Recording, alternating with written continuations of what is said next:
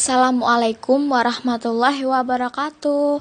Hai teman-teman, selamat datang di channel Tim 4. Kali ini kami akan membahas tentang multiplier dan accelerat. Selamat menikmati teman-teman. Yang pertama, ada pengertian angka pengganda atau yang sering disebut dengan multiplier. Pengertiannya yaitu suatu angka yang menunjukkan pengaruh perubahan terhadap perekonomian secara keseluruhan manakala ada perubahan dari salah satu variabel pembentuknya. Yang kedua yaitu macam-macam angka pengganda multiplier.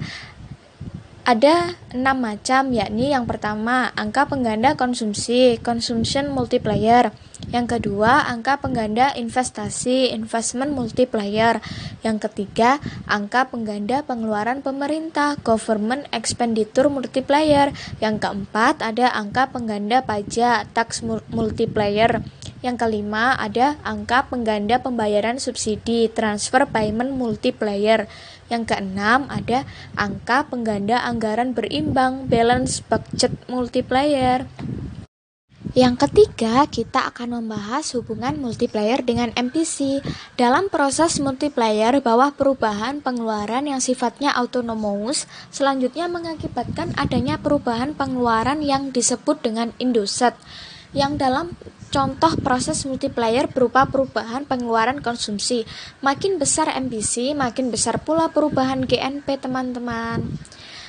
Nah, yang keempat, kita akan membahas perhitungan angka pengganda dengan simbol huruf K kecil. Yang pertama, ada perhitungan angka pengganda dengan pendekatan dua sektor. Mari kita lihat teman-teman bagaimana nih rumusnya perhitungan angka pengganda dengan pendekatan dua sektor.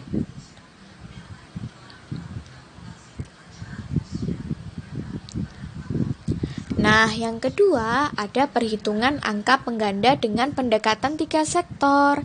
Mari teman-teman kita lihat bagaimana rumusnya perhitungan angka pengganda dengan pendekatan tiga sektor.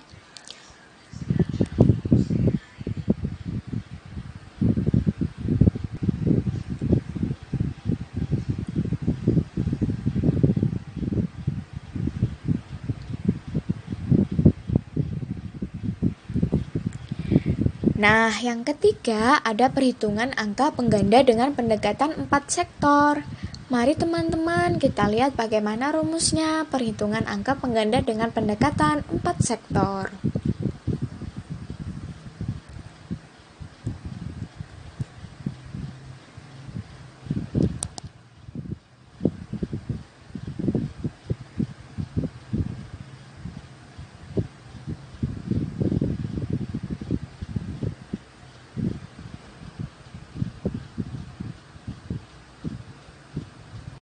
Nah, selanjutnya kita akan membahas multiplier dengan MPC 0,8 kenaikan investasi.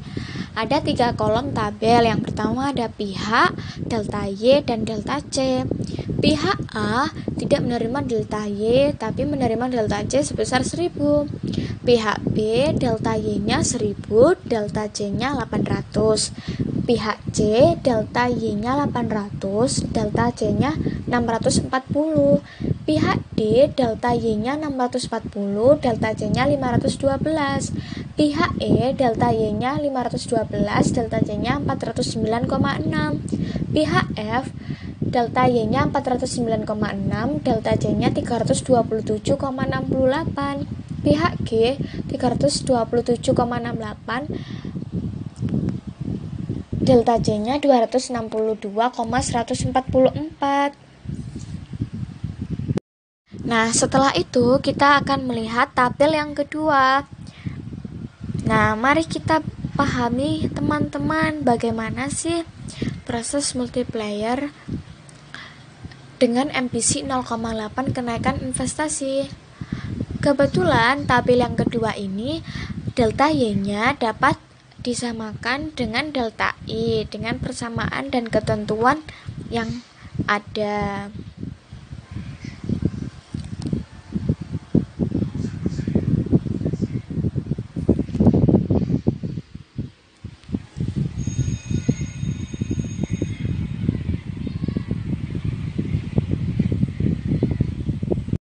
Nah, kita akan membahas selanjutnya yaitu multiplier angka pengganda pada perekonomian tiga sektor.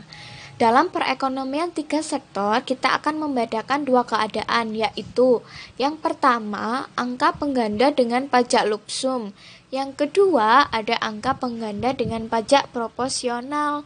Fungsi pajak lump sum sama dengan TX sama dengan TO eksogen.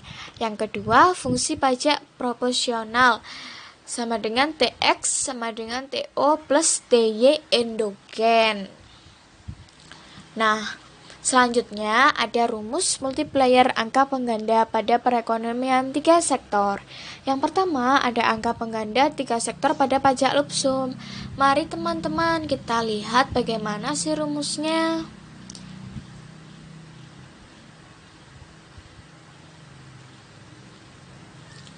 Nah, setelah melihat yang pertama, kita menuju ke yang kedua, yaitu angka pengganda tiga sektor pada pajak proporsional. Mari teman-teman kita lihat bagaimana sih rumusnya.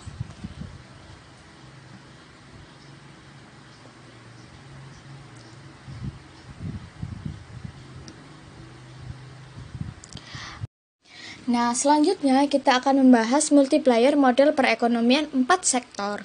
Perhitungan multiplier dalam perekonomian terbuka lebih kecil daripada perekonomian tertutup. Dan keadaan ini selalu berlaku karena impor selalu diasumsikan secara proporsional dari pendapatan nasional M sama dengan MY. Mengacu pada kasus perekonomian terbuka, diketahui C sama dengan 500 plus 0,8 YD dan T sama dengan 0,25 Y. Sedangkan I sama dengan 500 dan G sama dengan 1000. Maka dalam perekonomian tertutup ini nilai multipliernya adalah nih teman-teman, hasil jawabannya.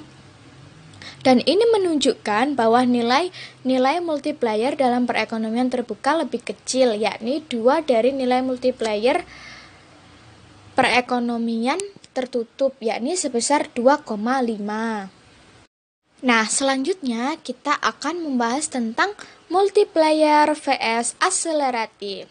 Yang pertama, multiplier. Perubahan investasi otonom mengakibatkan perubahan keseimbangan pendapatan nasional. Yang kedua, akselerasi. Perubahan dalam pendapatan nasional menyebabkan perubahan jumlah investasi. Nah, sekian penjelasan dari channel 4 dari tim 4 teman-teman dari multiplier dan akselerat. Semoga bermanfaat. Wassalamualaikum warahmatullahi wabarakatuh.